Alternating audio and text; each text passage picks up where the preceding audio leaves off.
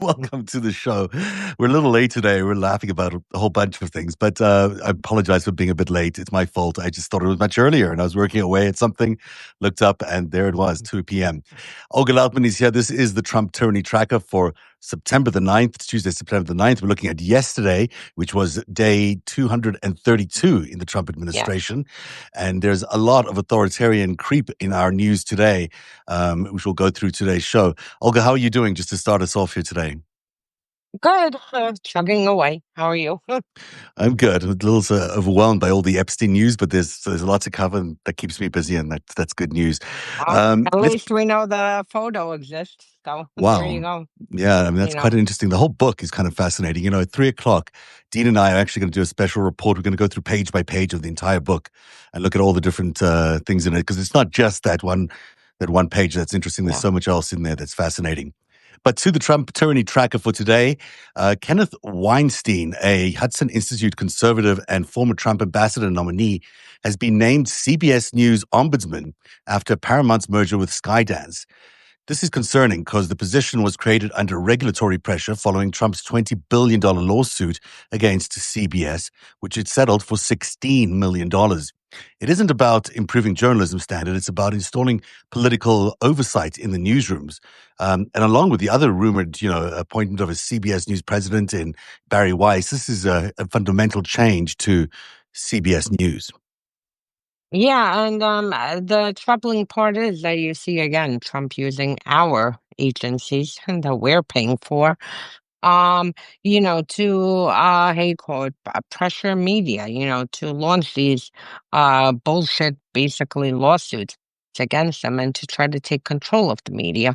And CBS is basically the first test case. You saw him cutting funding to NPR and PBS. So this is all problematic because, obviously, well, I mean, we don't have to imagine. Trump reminds us every day that media is, his number one enemy. Following Russia's playbook, which he's doing in every other way, naturally he's going to, look for ways to take over the media and to basically shut down any kind of outlets that report truth and try to install a, state-run media in the United States, like in Russia. I don't know much about Weinstein specifically, but I do know this looks a lot like what Orban did in Hungary. It's very much a similar kind of playbook where he's just occupying these formerly independent news organizations by using all these bullying tactics. Yeah, and same thing, by the way, with the universities. They're putting people in oversight to see what they're teaching, what they're, as part of the settlements, who they're hiring, who they're admitting, what criteria they are using to admit, how they are handling, protest. So, I mean, this you see him going after independent, institutions because the universities are by no means tied to the federal government, nor is independent media. And you see him going after these independent institutions. Kennedy centers and other cultures very big with dictators and installing his subservience, to carry out his extremist agenda and to basically hijack these institutions. Our second story, the Supreme Court's conservative majority just lifted restrictions on immigration stops in LA, allowing ICE to resume roving patrols that had previously swept up U.S. citizens. The ruling overturned a lower court order that barred stops based solely on race, language, job, or location. It essentially greenlights racial profiling by federal agents who've already demonstrated they can't distinguish between citizens and non-citizens. Now it's the color of your skin or the job you're holding or where you're looking for work that might determine whether you're suspicious or not. Yeah, I mean, what the Supreme Court did, when you dig down in the case, deeper into yesterday's decision, basically they said that the case, by who it was brought didn't have merit and, you know, this is why they did this. But overall, the Supreme Court continues giving Trump wins, extending his powers and basically giving him king-like powers. And here you have the Supreme Court. I mean, even if it's for a day, green lighting racial profiling. I mean, we're going to have racial profiling on steroids. So if you have brown skin, if you're speaking Spanish, which you're allowed to do last time I checked in this country, um, you will be stopped. And they don't differentiate. We've had a lot of US citizens caught up in this dragnet. And this is extremely problematic because this is coming from the highest court in the land. And I mean, it's just going to get worse. And, frankly, if I think the American citizens, at least at a minimum, who are involved need to push back, need to sue, and need to really take this government through the cleaners. Yeah, this is reminiscent to me of apartheid South Africa and the passbooks that some people had to carry around with them in order to travel to other parts of the country that weren't, determined to be their homeland. That's what they had to do: show their papers, show their passbooks, to allow them to travel, allow them to be in certain areas. It certainly feels quite similar to Yeah. that. And imagine I'm white, so I don't have to think about leaving with my passport at home. Yeah. Imagine every single person who has brown skin has to worry about, oh, let me walk around with my passport so I can easily identify I'm an American citizen. And they don't even care. Because, I mean, some of the dice raids that I've documented where they have caught up American citizens, they're like, oh, this is fake paperwork. And I mean, they're not even acting professional. They're acting like complete thugs who don't even have, basic human respect Mhm. and to speak properly with people. Yeah, it's unbelievable.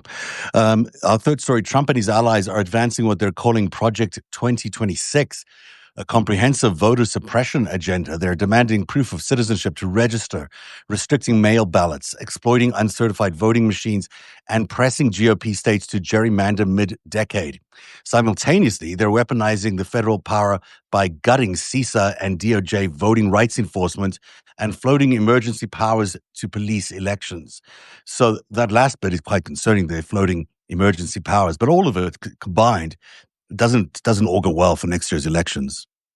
No, and what is interesting, this actually came from Mother Jones, and they put together a very good analysis on all the steps that are being taken to undermine our elections. So really, everyone should go read this piece from them.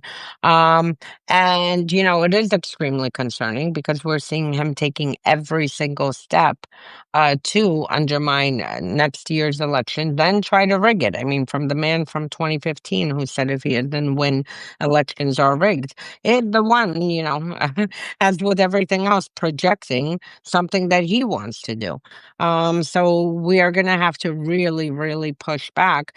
Look, the red states are anyway. I mean, we don't have to worry about the red states. We need to worry about the blue states and the purple state. So if you live in a blue state and a purple state, I mean, we need to really make sure that our officials are doing their job and pushing back against this federal overreach. Two other stories left in the attorney tracker today. Let's do this one. County sheriffs nationwide are striking deals with ICE to house immigrants in local jails, with Butler County, Ohio, devoting nearly half of its 860 beds. ICE reliance on jails has doubled under Trump, now holding about 7,100 detainees daily, many without criminal charges. This is an unusual thing. The sheriffs view this as being patriotic, but here it is, them deputizing these sheriffs as and the jails as ICE holding centers. Yeah, and a reminder that if you do come into this country illegally, this is a civil case. And the fact that, this regime is taking all these steps to send people to overseas gulags, send them to, other third party countries that have the worst human rights abuses or civil wars or whatever is happening. And the fact that they're throwing them into jails in the United States. I mean, this is not how our law is supposed to work. And, it's extremely concerning that they are really going to the local police, to sheriffs, using their facilities, deputizing local police officers and sheriffs. So something, as I keep saying, right now, immigrants are the test case, but you can bet if we don't push back, this will expand to go after all of us. And finally, a segment we should probably call Venezuela War Watch. Pete Hmm. Hegseth and Joint Chiefs Chairman Dan Kane, made a surprise trip to Puerto Rico as the Pentagon considers basing jets and warships there for expanded anti cartel operations. The visit comes after Trump ordered a strike that killed 11 alleged Venezuelan traffickers with no evidence provided. 8 U.S. warships already patrol the Caribbean, so it's quite a big movement of arms and vessels, and now Air Force potentially to Puerto Rico.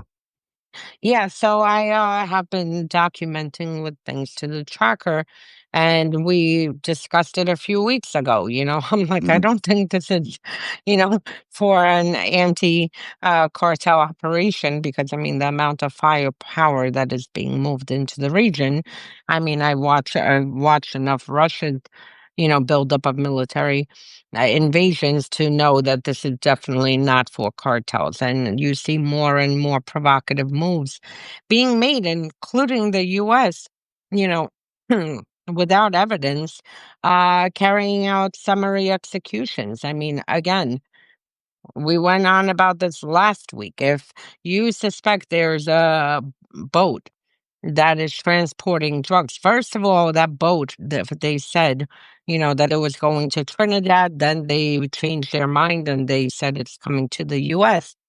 You're supposed to stop the boat. You don't blow up the boat. You don't kill people because we don't know who these were. They could be, you know, uh they call it a fisherman. They could. We don't know. We don't have enough evidence. We haven't been provided evidence, and it's extremely dangerous, for the U.S. government to be going around in international waters and basically executing anyone that they just feel like executing.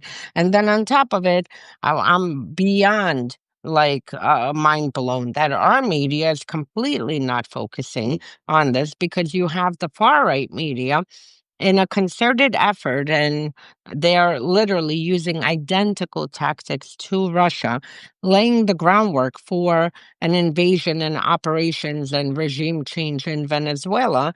The rest of our media is in la la land, and they're not saying a word to us. And I'd like to know when the U.S. government is going to tell us, that they are about to drag us into another war. Yeah. Because I mean, Trump, promised to end all wars, and there'll be World War III if I don't win.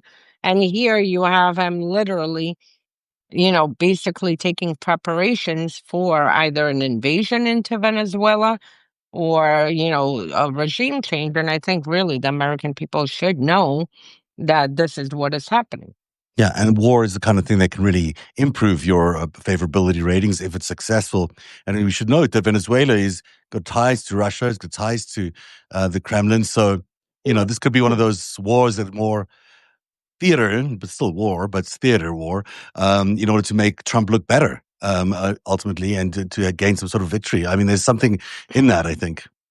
I would disagree only with the fact because Trump does have this obsession to remove Maduro Mhm. for a long time, and even after the insurrection, you still had a lot of Trump aligned operatives running around and trying to figure out a regime change, and this is going to be an Iran situation. There is absolutely no way Russia is going to align with after decades of having close ties to Maduro, moving nuclear weapons, with their permission. I believe it was in 2019 to an island off of Venezuela, and basically building a makeshift base to threaten us. I just don't see them agreeing with any of this. And I've actually been monitoring Russian chatter right now. They're just, they're not, and they don't believe anything is happening. They think this is for intimidation, but they've already issued statements and as well as China, condemning this. But I don't see Trump and Russia aligning at all on this, because Maduro, I mean, Russia, really, this is one of their close allies, Yeah. like with Iran. Yeah, it's hard to see them doing it publicly, but maybe behind the scenes there's some sort of deal. But we'll agree to disagree on that because I know you have to go and I have to go. That is the Trump tyranny tracker today. You got something coming up that you want to promote or? Um, For anyone who hasn't seen, we put out the new chapter of our active measures series, Julie Roginski and I. And yesterday's chapter focuses really going deep into the Internet Research Agency, which was Oh, Russia's interesting. troll factory that was developed initially in preparation for Russia's invasion in 2014 of Ukraine. And they simultaneously developed the Internet Research Agency and the Wagner mercenary group, to invade Ukraine and have plausible deniability and plus run their information warfare. And then it got shifted, repurposed to start attacking US and Europe. So we take a very deep dive into the Internet Research Agency and everything surrounding it, all the bots, trolls, top accounts that they use, the tactics they used, and what they morphed into after the Internet Research Agency was absorbed into now another agency. Sounds really interesting, and I'll take a look at that, and I hope everyone else does at the Unmasking Russia website. That is Olga's Substack. And always go to Olga's other Substack, which is TrumpTyrannyTracker.substack.com. And I'll be back in 33 minutes with Dean Blundell when we'll do a special report looking at the Epstein, that picture that came out of the Epstein 50th birthday book. But we'll go through every single page in that book, explaining some of the significant things that we found in there. That's coming up at 3 p.m. on narrative.org with myself and Dean Blundell. Thanks for being here on the Trump Tyranny Tracker. We'll be back tomorrow with another edition. Have a great one. Bye.